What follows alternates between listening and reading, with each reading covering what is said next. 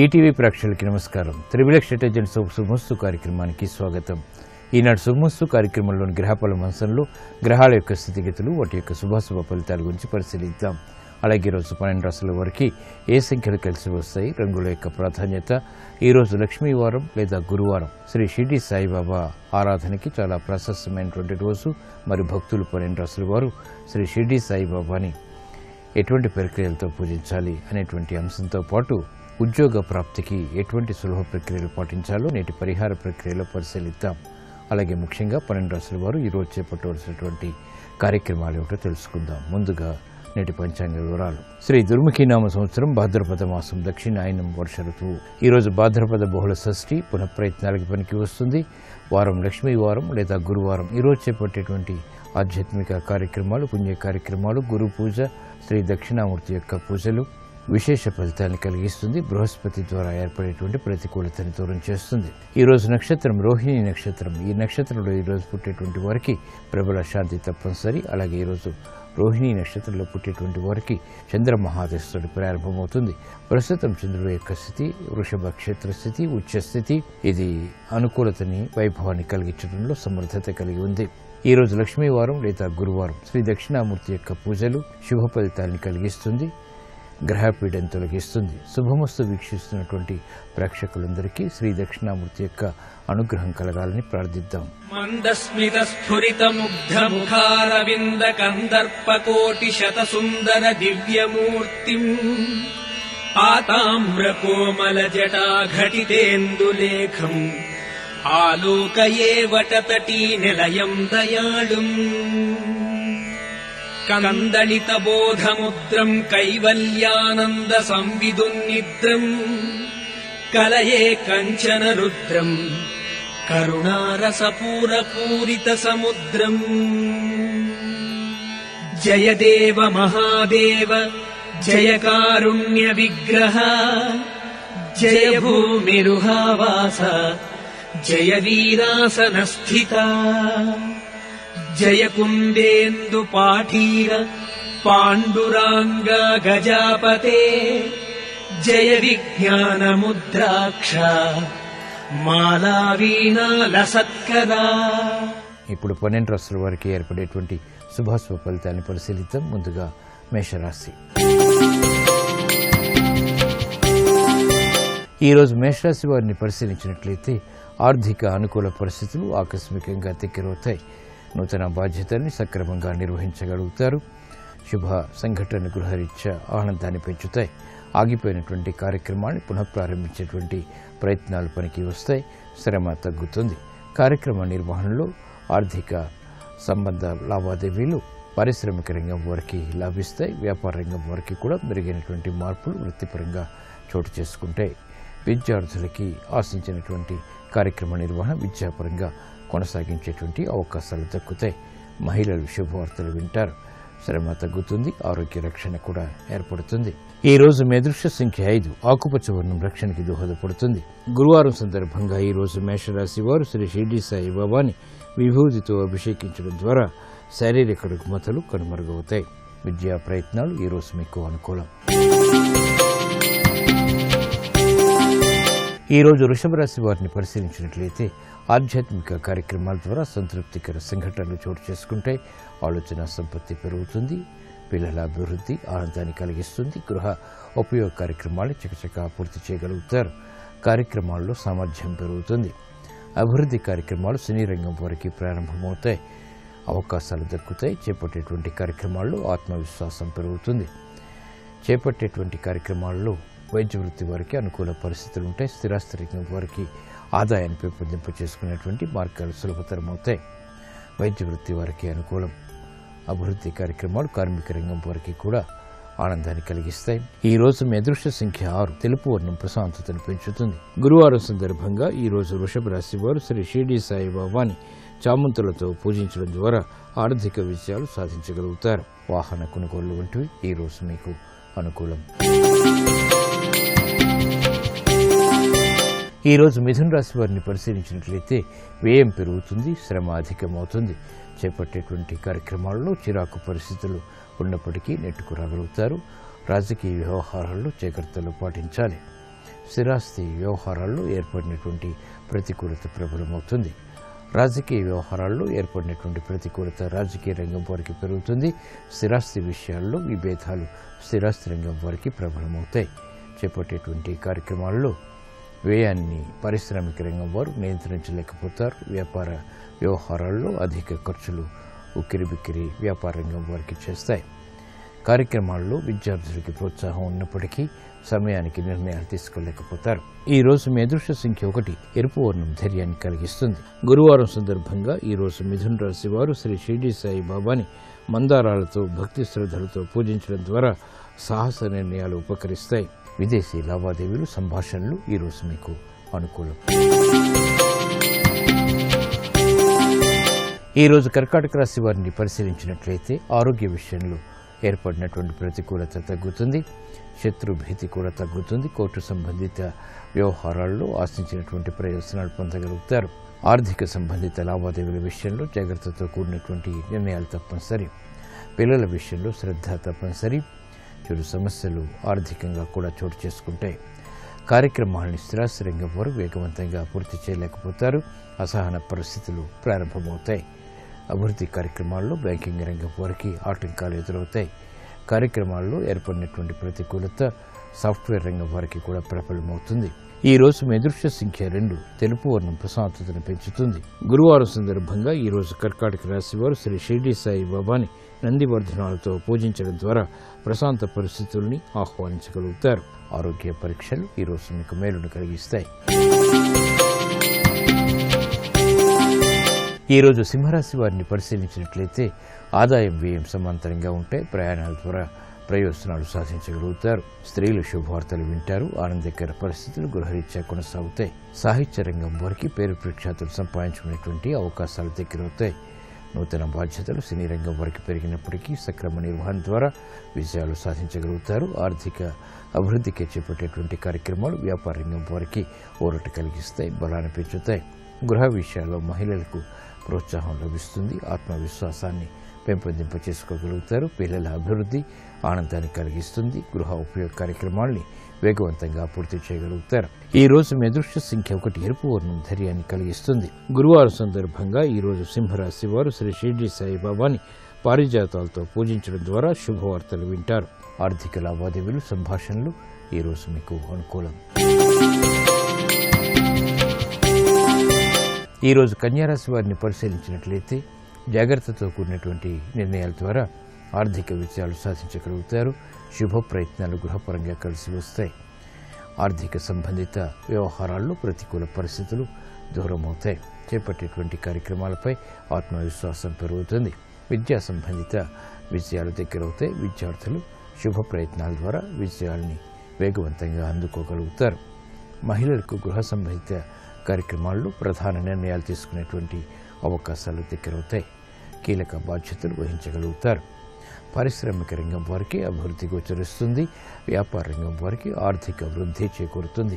ఈ రోజు మీ అదృష్ట సంఖ్య 6 తెలుపు వర్ణం ప్రశాంతతను పెంచుతుంది. గురువారం సందర్భంగా ఈ రోజు కన్యారాశి వారు శ్రీ షిరిడి సాయి బాబాని అక్షింతలతో భక్తి శ్రద్ధలతో పూజించడం ద్వారా శుభ ప్రయత్నాలు కలిసి వస్తాయి. విదేశీ లావాదేవీలు సంభాషణలు ప్రక్రియలు ఈ రోజు మీకు అనుకూలం. ఈ రోజు తులారాశి వారిని పరిశీలించినట్లయితే అలంకరణకి ప్రాధాన్యతనిస్తారు. శుభ సంఘటనలు గృహంలో చోటు చేసుకుంటాయి. ఆరోగ్య రక్షణ ఏర్పడుతుంది. ప్రతికూల పరిస్థితుల ద్వారా ఏర్పడినటువంటి విభేదాలు తగ్గుతాయి. కార్యక్రమ నిర్వహణలో నైపుణ్యాన్ని ప్రదర్శించగలుగుతారు. ఆర్థిక అభివృద్ధికి చేపట్టేటువంటి కార్యక్రమాలు బలాన్ని పెంచుతాయి. పారిశ్రామిక రంగం వారికి అసహన పరిస్థితులు తగ్గుతాయి. వ్యాపార వ్యవహారాల్లో మెరుగైనటువంటి మార్పులు వ్యాపార రంగం వారు పొందగలుగుతారు. విద్యార్థులకి శుభ ప్రయత్నాల ద్వారా విద్యలో రాణించగలుగుతారు. ప్రతిభ గుర్తింపబడుతుంది. ఉద్యోగస్తులు శుభవార్తలు వింటారు. గట్టి ప్రయత్నాల ద్వారా మహిళలకు ఆశించినటువంటి ప్రయోజనాలు లభిస్తాయి. ఈ రోజు మీ అదృష్ట సంఖ్య 3 పసుపు వర్ణం త్వరితగతిన శుభాన్ని కలిగిస్తుంది. గురువారం సందర్భంగా ఈ రోజు తులారాశి వారు శ్రీ షిరిడి సాయి బాబాని పసుపు కుంకుమలతో అర్చించడం ద్వారా శుభ ప్రయత్నాలు ఫలిస్తాయి. వాహన కొనుగోలు వంటివి ఈ రోజు మీకు అనుకూలం. ఈ రోజు వృశ్చిక రాశి వారిని పరిశీలించినట్లయితే ఆరోగ్య విషయంలో చిరు సమస్యలు ఉన్నప్పటికీ నెట్టుకు రాగలుగుతారు. లాభదాయకమైనటువంటి కార్యక్రమాలకు శ్రీకారం చుట్టగలుగుతారు. వ్యవహారాల్లో ఏర్పడినటువంటి ప్రతికూలత తగ్గుతుంది. బాధ్యతల్ని సక్రమంగా నిర్వహించగలుగుతారు. శుభవార్తలు వింటారు. గృహ సంబంధిత కార్యక్రమాల్లో ప్రోత్సాహం కొనసాగుతుంది. మహిళలకు గృహపరంగా ఆనందకర సంఘటనలు చోటు చేసుకుంటే వినోదాల్లో పాల్గొంటారు. అభివృద్ధి కార్యక్రమాలు విద్యార్థులకి శోభను కలిగిస్తాయి. ఆనందకర వాతావరణం స్థిరాస్తి రంగం వారికి కొనసాగుతుంది. పారిశ్రామిక రంగం వారికి అభివృద్ధి గోచరిస్తుంది. వ్యాపారం మెలకువలు వ్యాపార రంగం వారికి ఉపకరిస్తాయి.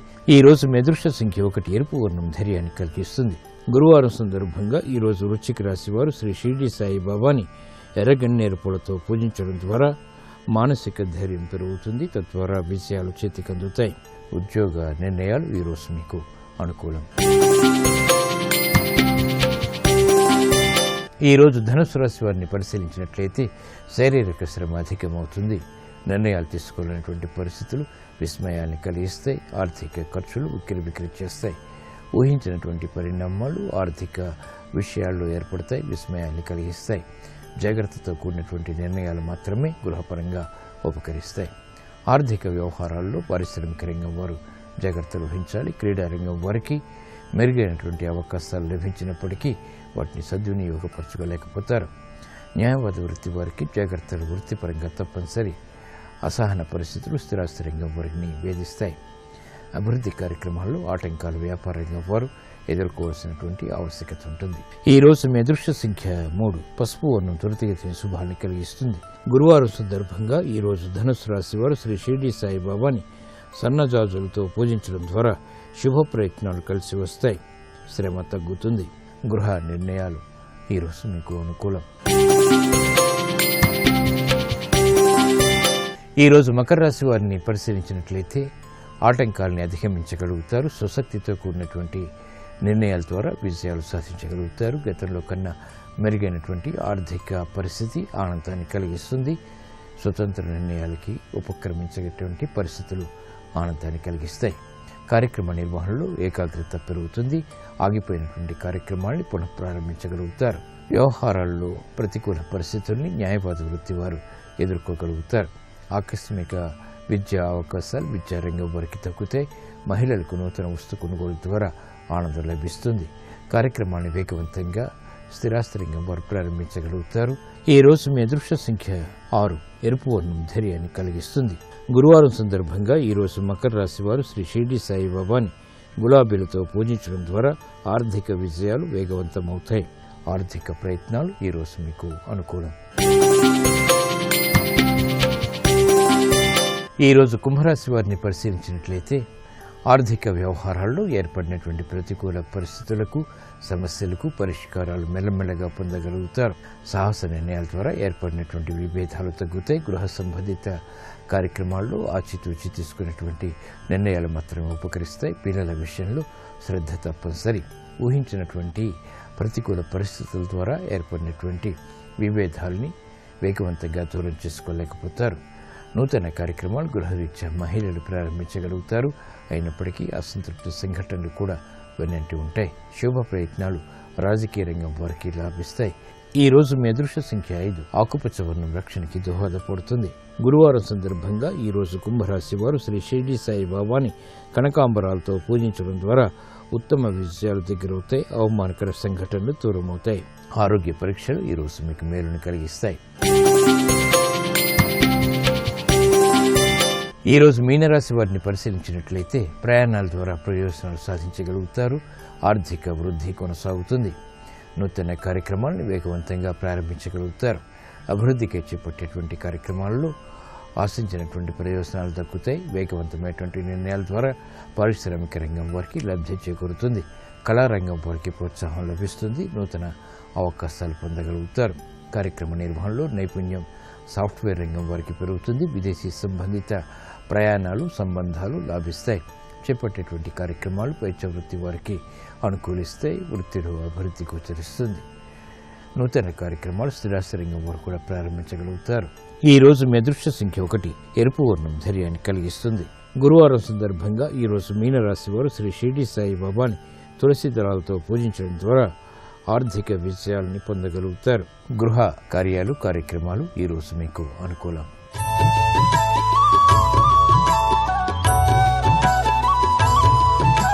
సరైన జీవన విధానం ప్రశాంతతను పెంచుతుంది. ఉద్యోగం జీవన విధానానికి ఉపకరిస్తుంది. ఉద్యోగ ప్రాప్తికి ఎటువంటి ప్రక్రియలు పాటించాలో నేటి పరిహార ప్రక్రియలో పరిశీలిద్దాం. ఉద్యోగ ప్రయత్నాల్లో విఘ్నాలు దూరం చేసుకోవటానికి, ఉద్యోగ విజయాలు సాధించడానికి ప్రతి సాయంత్రం సుబ్రహ్మణ్య స్వామిని దర్శించాలి. 21 ప్రదక్షిణాలు భక్తి శ్రద్ధలతో నిర్వహించాలి. అర్చన చేయించడం కూడా శుభ ఫలితాలను కలిగిస్తుంది. జాతకరీత్యా ఉద్యోగ స్థానంలో ఏర్పడేటువంటి ప్రతికూల పరిస్థితుల్ని దూరం చేస్తుంది, ప్రశాంతతను పెంచుతుంది.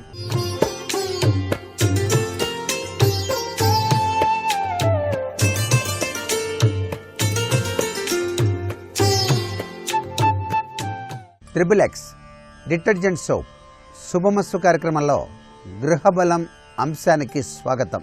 గృహ బలరీత్యా ప్రతి ఇంట్లోనూ కూడాను దైవ ఆరాధన అనేది చాలా విశిష్టవంతమైన ప్రభావాన్ని ఇస్తుంది. అందుకే ఇల్లే సర్వదేవతా నిలయం అని చెప్పేసి శాస్త్రం. దీని రీత్యా ప్రతి ఇంట్లోనూ కూడాను పూజా మందిరంలో నిత్య దీపారాధన అనేటువంటిది తప్పనిసరిగా ప్రతి ఒక్కరూ కూడా పాటించాలి. నిత్యం దేవతారాధన చేసేటువంటి గృహాల్లో దైవీ శక్తి జాగృతమై శాంతియుత వాతావరణం ఏర్పడటానికి ఆస్కారం అత్యధికంగా కనిపిస్తుంది.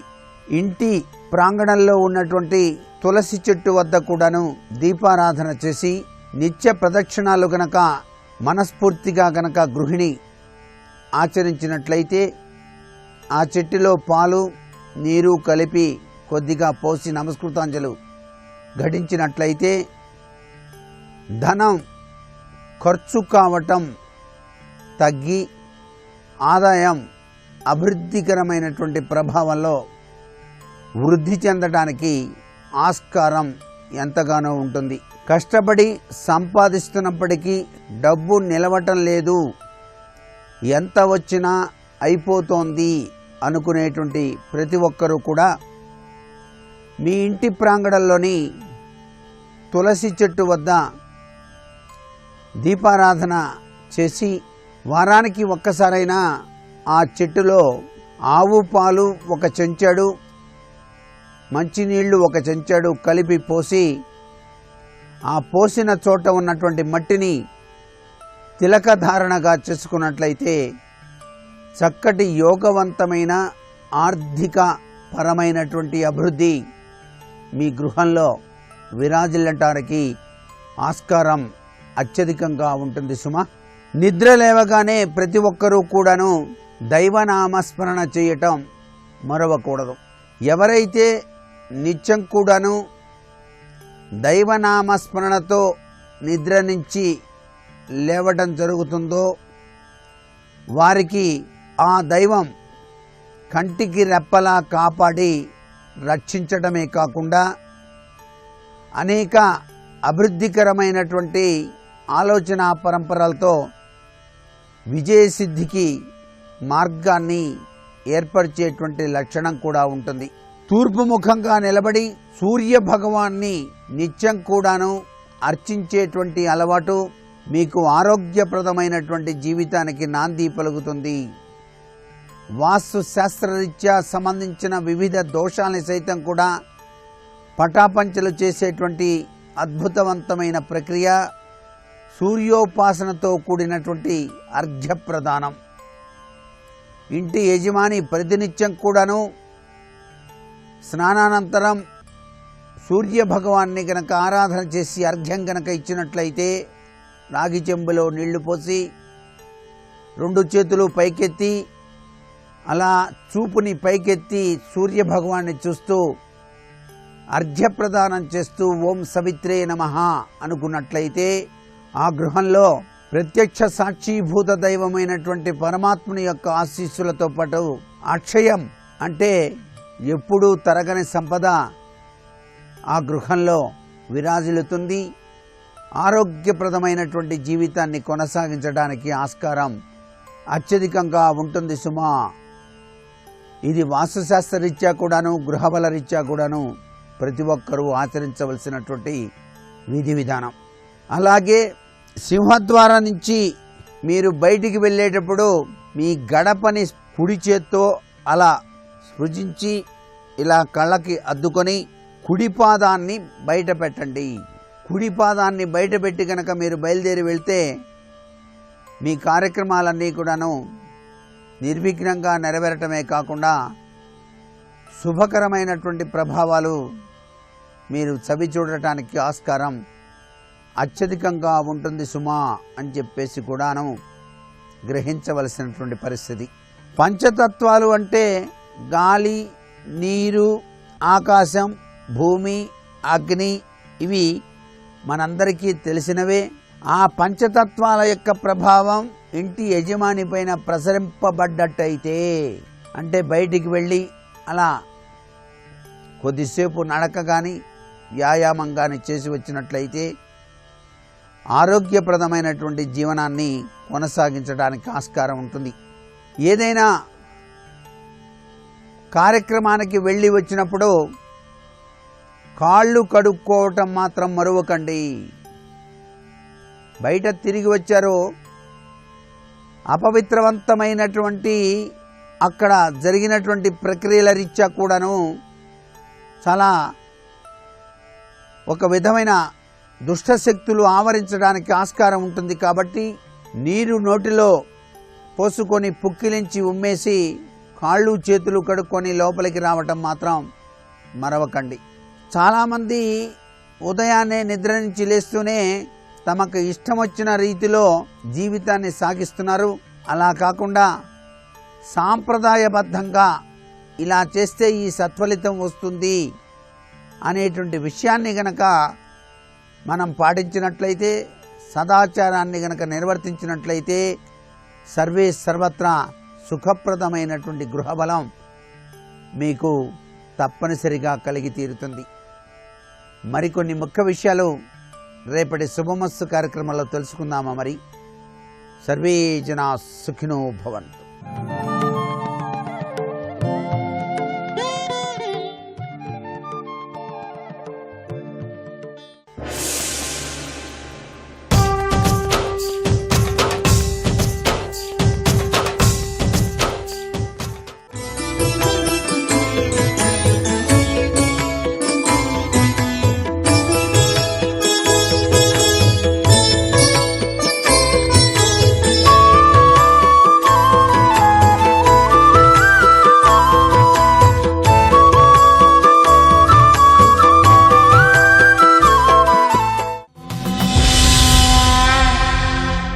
ధృతరాష్ట్రుడితో హితవాక్యములను పలుకుతూ విదురుడంటాడు, నిమ్మిగలవారి నొల్లరు తమ్మొల్లని వారి వెనక తగులుదురు, అధికత్వం ఇరిగి తొడరుదురు, ఇమ్మెరుగని ఎట్టివార లిభపురనాథ అంటాడు.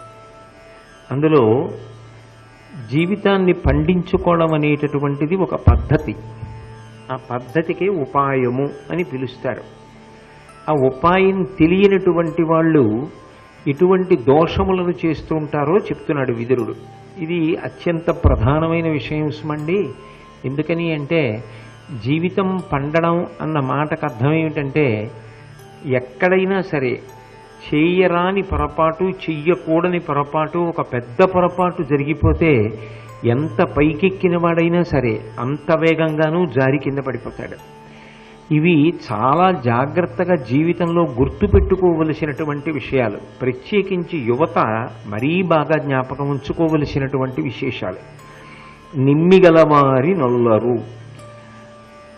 ఎవరైతే ఉపాయం తెలియని వాళ్ళో జీవితాన్ని ఖచ్చితంగా పాడు చేసుకుంటారు అనేటటువంటి విషయం ఆవిష్కృతమవుతున్న వాళ్ళ యొక్క లక్షణాలలో మొట్టమొదటి లక్షణం ఇది. అంటే ఎవరు తమ పట్ల ప్రేమ కలిగి ఉంటారో అటువంటి వారి మాటని అంగీకరించడానికి, వారి మాటని ఔదలదాల్చడానికి, వారి మాట జీవితంలో పాటించడానికి వాళ్ళు సిద్ధంగా ఉండరు. కానీ తమ్మొల్లని వారి వెనక తగులుదురు, తమ మీద ఎవరికి ప్రేమ లేదో అటువంటి వాళ్ళ వెనక మాత్రం వీళ్ళు పడతారు. పడి వాళ్ళ ప్రేమ కోసం వీళ్ళు తహతహలాడుతుంటారు. వాళ్ళు మాత్రం వీళ్ళని ప్రేమించరు. వీళ్ళ గురించి వాళ్ళకి ఆలోచన ఉండదు. కానీ వాళ్ళ కోసం వీళ్ళు వెంపర్లాడి వాళ్ళ యొక్క ప్రీతి కొరకు తిరుగుతూ ఉంటారు. అధికత్వం మిరిగి ఎరిగి తొడరుదురు. అవతల వాళ్ళు బలవంతులు, అవతల వాళ్ళు తనకన్నా అన్ని విధాలా శక్తివంతులు అని తెలిసుండి కూడా వాళ్లతో పోరు సలపడానికి, వాళ్ళని ఎదుర్కొనడానికి, వాళ్ళని ఢీకొట్టడానికి సర్వకాలముల యందు సిద్ధపడుతూ ఉంటారు. అట్టి వాళ్ళు ఎవరున్నారో ఇమ్మెరుగని అట్టివార లిభపురనాథ. వాళ్ళకి జీవితంలో ఉపాయం తెలియదు, మూర్ఖత్వమే తప్ప వాళ్ళకి జీవితాన్ని పండించుకునే మార్గం ఇది కాదు, ఇలా ఉండకూడదన్న విషయం తెలియదు. ఇది విదురుడు చెప్తున్న ప్రతిపాదన. ఇది వినడానికి బాగుంది, సరే, కానీ దీన్ని అధిగమించడం ఎలా అంటే, మొట్టమొదటి ప్రతిపాదన ఏమిటి విదురుడిది? మన యందు ప్రేమ కలిగిన వారెవరుంటారో వాళ్ళు చెప్పిన మాటని హితంగా స్వీకరించరు చాలామంది. ముఖ్యంగా ఉపాయం తెలియని వాళ్ళు, జీవితాన్ని పండించుకోవడం రాని వాళ్ళు అని కదూ విదురుడు అంటున్నాడు. అప్పుడు మన యందు ప్రేమ కలిగిన వారు వీళ్ళు అని గుర్తుపట్టడం ఎలా తెలుస్తుంది అంటే, మీరు అసలు ప్రేమ అన్న మాటకు అర్థం ముందు బాగా తెలుసుకోవాలి. ప్రేమ అన్న మాటకు అర్థం ఏమిటంటే, ఎన్నడూ కూడా ప్రతిఫలమును ఆశించకుండా యువతల వాళ్ళ ఉద్ధరణ కొరకు పొందేటటువంటి మానసికమైనటువంటి భావనకు, వాత్సల్యమునకు ప్రేమ అని పేరు. ఎందుకంటే మానసికమైన భావన అవతల వారి యందు ఒక్కొక్క రకంగా ఆవిష్కృతమైనప్పుడు దాన్ని ఒక్కొక్క పేరుతో పిలుస్తారు. నేను మా గురువుగారు కనపడితే ఎంతో మర్యాద చూపించి తీరాలి, అలా ఉండాలి నేను, అప్పుడు గౌరవము అని పిలుస్తారు. అలాగే ఎవరైనా ఒక దీనుడైన వ్యక్తి కనపడ్డాడనుకోండి, 4 రోజుల నుంచి అన్నం లేదండి, కళ్ళు లోతుకుపోయాయి, స్పృహ తప్పిపోతోంది, నన్ను నమ్మండి, బ్రతకను, ఒక్క 10 రూపాయలు ఇవ్వండి, రొట్టె కొనుక్కు తింటాను అన్నాడనుకోండి, పోనీ 10 రూపాయలు ఇవ్వడానికి నేను నమ్మకపోతే నేను రొట్టె కొనన్నా ఇవ్వాలి కదూ. అటువంటప్పుడు ఒక దీనుణ్ణి చూసినప్పుడు నాలో పెళ్ళుబుకినటువంటి మానసిక భావనని దయ అని పిలుస్తారు.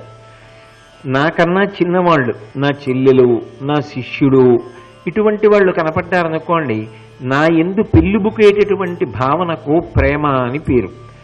శిష్యుని పట్ల అయితే వాత్సల్యము అని పిలుస్తారు.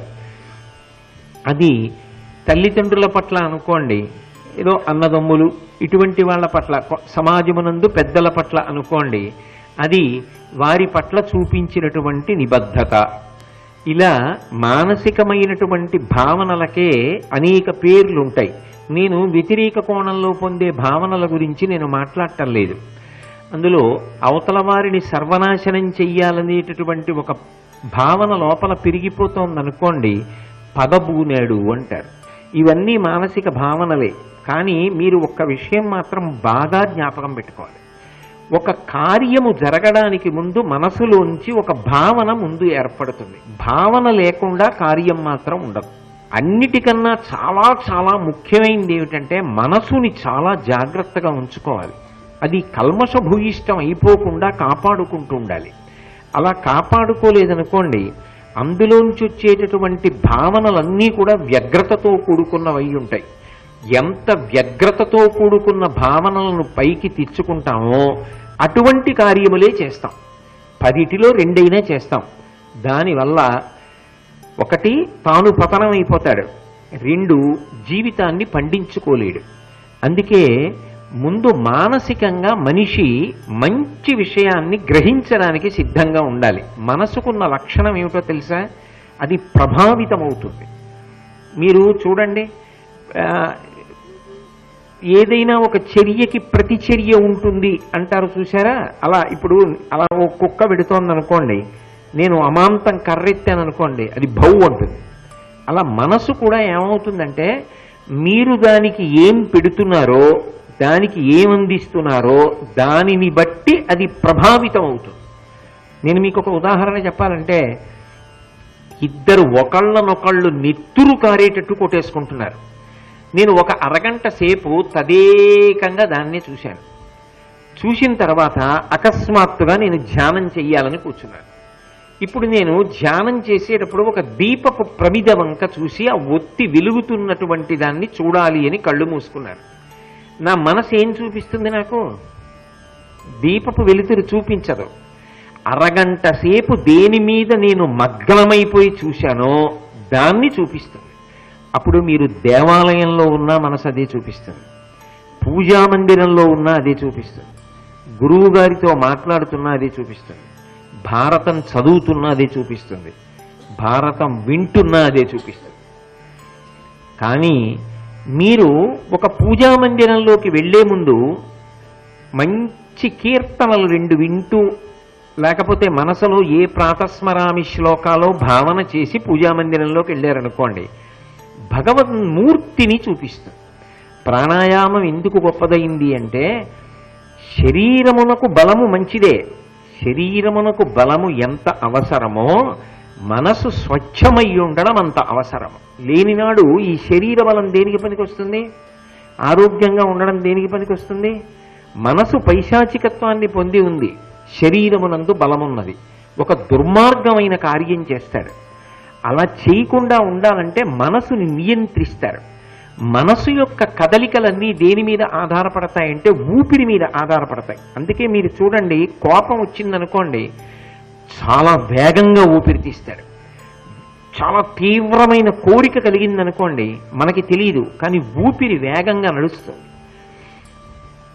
ఊపిరి కదిలితే మనసు కదిలిపోతుంది, ఊపిరిని నియంత్రిస్తే మనసు కూడా ఆగుతుంది. ఊపిరి వేగాన్ని బట్టి మనసు వేగాన్ని పుంజుకుంటుంది. ఇప్పుడు ఒక పరిగెడుతున్న గుర్రాన్ని ఆపాలనుకోండి, పగ్గాన్ని లాగుతారు. అలా ప్రాణాయామము అంటే ఊపిరిని నియంత్రిస్తారు. ఆ నియంత్రణ అనేటటువంటిది యోగశాస్త్రమునందు అత్యంత ప్రధానమైనటువంటి విషయం. దాని మీదే ఇడా, పింగళ, సుషుమ్న నాడులు, ఊపిరిని ఒక ముక్కురంధ్రంలోంచి పీల్చి 2వ ముక్కురంధ్రంలోంచి విడిచిపెట్టడం, మళ్ళీ పీల్చి మళ్ళీ విడిచిపెట్టడం, మనసుని నిగ్రహిస్తే అది మీ చెప్పు చేతల్లోకి వస్తుంది. ఇప్పుడు నువ్విది చూడు అంటే అది చూస్తుంది. అంటే మనసు ప్రభావితం అవుతూ ఉంటుంది. మీరు కంటి గుండా ఏది చూస్తున్నారో దాన్ని పట్టుకుంటుంది, చెవులతో ఏది వింటున్నారో దాని వలన ప్రభావితం అవుతూ ఉంటుంది, ఏది మాట్లాడుతున్నారో దాని వలన ప్రభావితం అవుతుంది. నిష్కారణంగా మీరు ప్రశాంతంగా ఉండవలసిన చోట ఎప్పుడో మీరెవరితోనో దెబ్బలాడిన విషయాన్ని ఇంకొకళ్ళకి చెప్పి ఉద్వేగపడుతున్నారనుకోండి, ఇప్పుడు జరిగింది కాదు కానీ మనసు కదిలిపోతుంది. ఆ సమయంలో మీరు ప్రశాంతంగా ఎవరితోనో మాట్లాడవలసి ఉన్నప్పటికీ వ్యగ్రత లోపల ఉండిపోయి నిష్కారణంగా మీరు అవతల వాళ్ళతో కఠినంగా మాట్లాడతారు. అలా ఉండకూడదు అంటే మనసుని నిగ్రహించడం చేత కావాలి. మనసుని నిగ్రహించడంలో అత్యంత ప్రధానమైన విషయం ఏది అంటే, మీరు ఏది వింటున్నారన్న దాని మీద మీ మనసు బాగా ప్రభావితం అవుతుంటుంది.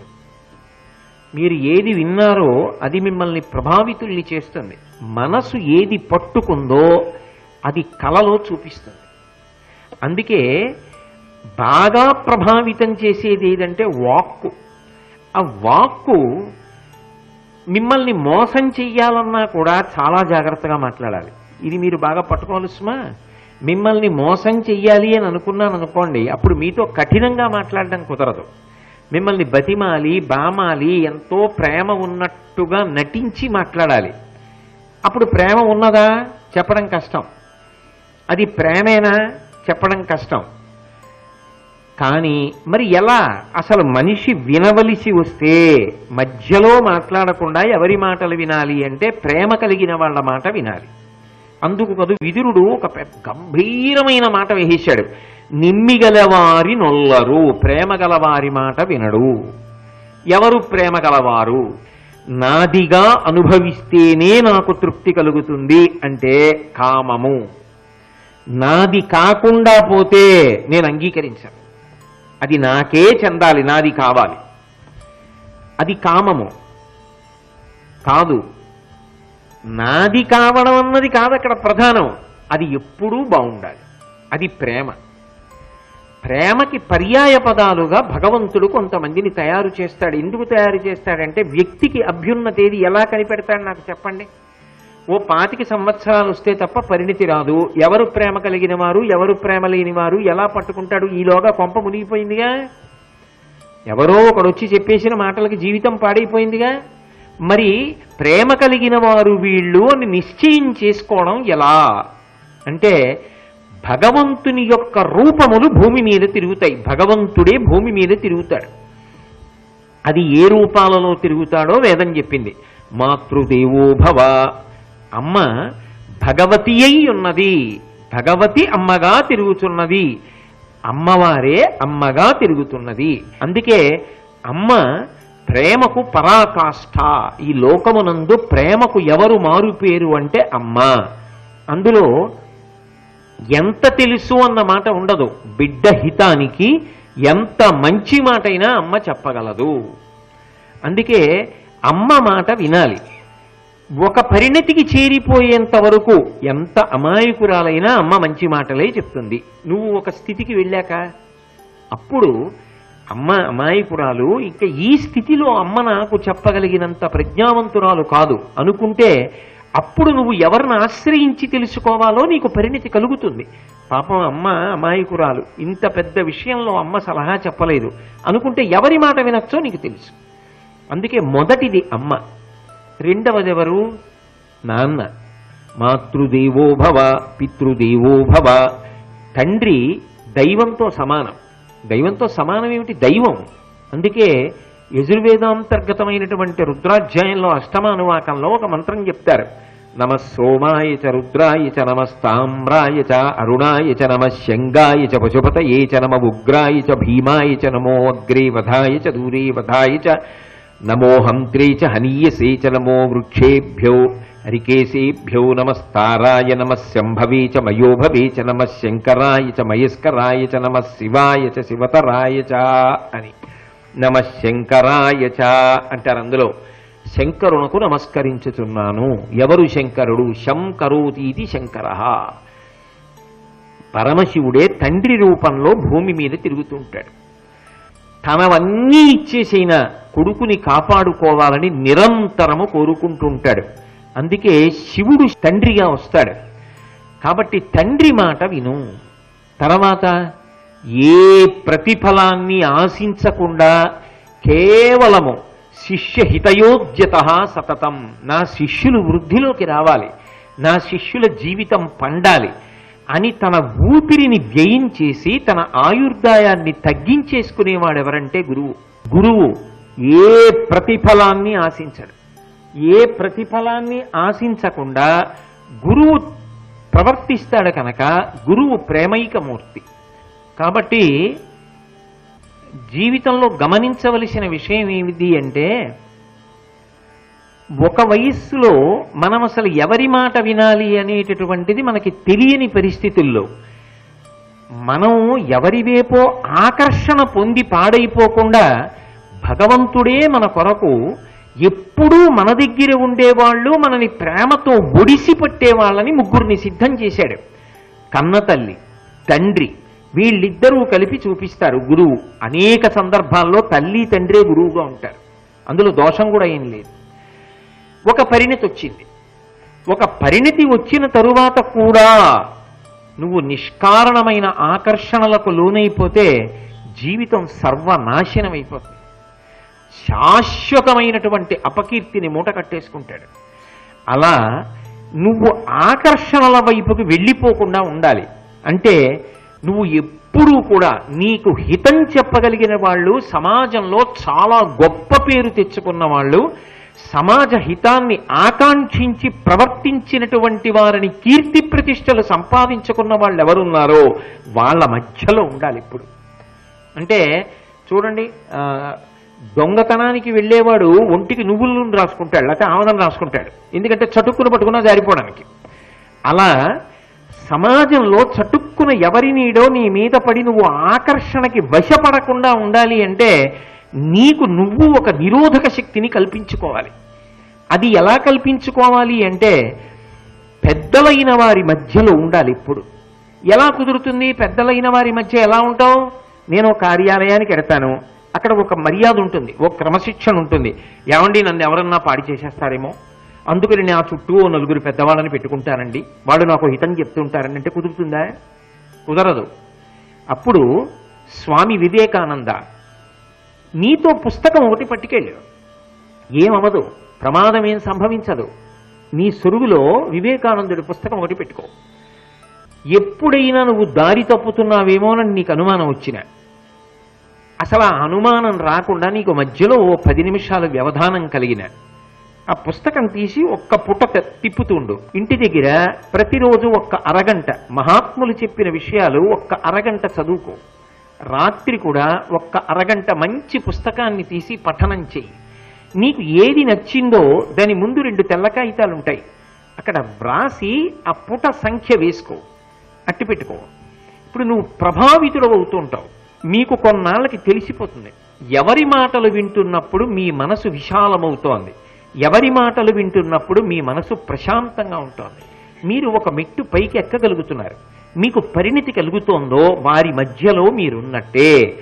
ప్రతిరోజు కాసేపు పుస్తకాన్ని చదవడం లేదా మంచి మాటలు వినడం మీకు అవకాశం ఉందనుకోండి, అటువంటి మంచి మాటలు ఎక్కడ వినపడుతున్నాయో అక్కడికి వెళ్ళి కొంతసేపు కూర్చుని బహుశ్రద్ధగా ఆ మాటలను వినడం, మనసుకి పట్టించుకుని వాటిని లోపల తిప్పుకుంటూ ఉండడం చేస్తున్నారనుకోండి, ఎప్పుడూ జాగ్రత్తగా ఉంటారు. ఎందుకో తెలుసా? మనసు అనేటటువంటిది ఎప్పుడైనా సరే లాగకూడని విషయం వైపు జీవితంలో ఒక్కసారి లాగిందనుకోండి, ఒక్కొక్క పొరపాటు ఒక్కసారేనండి చేశాను అంటే అది జీవితంలో క్షమార్హమైన పొరపాటు అయ్యేది కాదు. ఒక మంచి విషయం జరుగుతుంది అన్నారనుకోండి, నాకు ఏ ప్రతిబంధకం రాకుండా అవన్నీ నేను వినేటట్టుగా ఈశ్వరుడు నన్ను అనుగ్రహించుగాక అని కోరుకుంటారు ముందే. అంటే అదొక మంచి మనస్సు, అది భగవంతుడు ఇవ్వాలి, అది మనం కోరుకుంటే వచ్చేది కాదు. అందుకే కొన్ని మాటలు మనసులో అలా జ్ఞాపకం ఉండి అవతల వారి మీద చాలా ఉన్నతమైన అభిప్రాయం ఏర్పడడానికి కారణమవుతాయి. అవి ఏదో కూడబలుక్కుని తయారయ్యి వచ్చి మాట్లాడదామంటే మాట్లాడే మాటలు కావవి, అవి మనసులోంచి ఒక్కసారి ఉప్పొంగి రావాలి ఆ మాట. అది ఎంతో సంతోషంగా ఉంటుంది. వీళ్ళు ఎదిగిన శిష్యులు, వీళ్ళకి ప్రాజ్ఞత ఏర్పడింది అని ఇన్ని వేల గంటలు నేను కష్టపడినందుకు ఒకళ్ళు అలా తయారయ్యారు అని ఎంత సంతోషానికో కారణమవుతుంది. కాబట్టి అది మనసుకి అలవాటైందనుకోండి, అది మీ పనుల మీద ప్రభావం చూపిస్తుంది. కానీ ఇందులో ఒక లక్షణం ఉంది, వినడం ఒక్కటే ప్రధానం కాకూడదు, అది ఆచరణాత్మకం కావాలి. శుచీంద్రంలో ధర్మరాజు గారి విగ్రహం ఉంటుంది, మీరు చెవిలో చీపురు పుల్ల ఎట్టారనుకోండి ఇట్టించి వస్తుంది. ఎందుకంటే అలా ఉంటుందంటే ధర్మరాజు గారి విగ్రహానికి చెవిలో చీపురు పిల్ల ఎట్టండి అంటారు. శుచీంద్రం వెళ్తే ధర్మరాజు గారి చెవిలో నేను ఎందుకంటే చీపురు పుల్ల ఎట్టడం అంటే కాదు పెట్టండి అంటారు. పెడితే ఇట్ల నుంచి చీపురు పుల్ల అటు వచ్చేస్తుంది, తీసేయమంటారు. ఏమర్థమైంది మీకని అడుగుతారు. ఏమర్థమైంది అంటే పొల్లు మాట అయితే వదిలేయి, పనికొచ్చేదైతే ఇట్నుంచి ఇటు వెళ్ళకూడదు, ఇట్నుంచి ఇటు వెళ్ళిపోవాలి, గుండెల్లోకి వెళ్ళిపోయి ఆచరణాత్మకం కావాలి. అది ధర్మరాజు అంటే, అలా తయారవు అంటారు.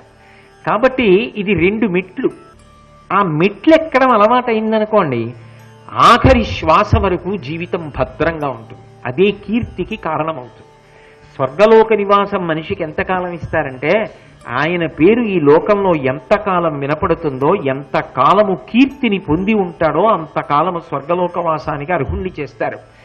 కాబట్టి మనిషి కీర్తిని సంపాదించాలి ప్రయత్నపూర్వకంగా. యశమునం ధనురక్తియు ప్రకృతి సిద్ధగుణంబులు సజ్జనాళికిన్నంటాడు భర్తృహరి. ఒక కీర్తి రావాలి అంటే అది ఒక రాత్రికి రాత్రి వచ్చేది కాదు, అసిధారావ్రతం. జీవితంలో కష్టపడాలి, బాగా ఆచరించాలి, బాగా పట్టుకోవాలి. ఇది కూడకూడని వారితో కూడారనుకోండి, చెప్పడం గొప్ప కాదు, ఏది లోకమునకు సారవంతమైన మాటో అటువంటి మాట చెప్పగలగాలి. దానికి మనం వెతుక్కోక్కర్లేదు కొత్తగా. అందుకొరకే వ్యాసుడు భారతాన్నిస్తే, భాగవతాన్నిస్తే, వాల్మీకి మహర్షి రామాయణాన్ని ఇచ్చారు. మీరు ఎన్ని మంచి మాటలు చెప్దాం అనుకుంటున్నారో అన్ని మంచి మాటలు మంచి పుస్తకాల్లో ఉంటాయి. ఆ పుస్తకాన్ని ఆధారం చేసి చెప్పగలిగితే చాలు, దాన్ని చదువుకుని అర్థం చేసుకోగలిగితే చాలు.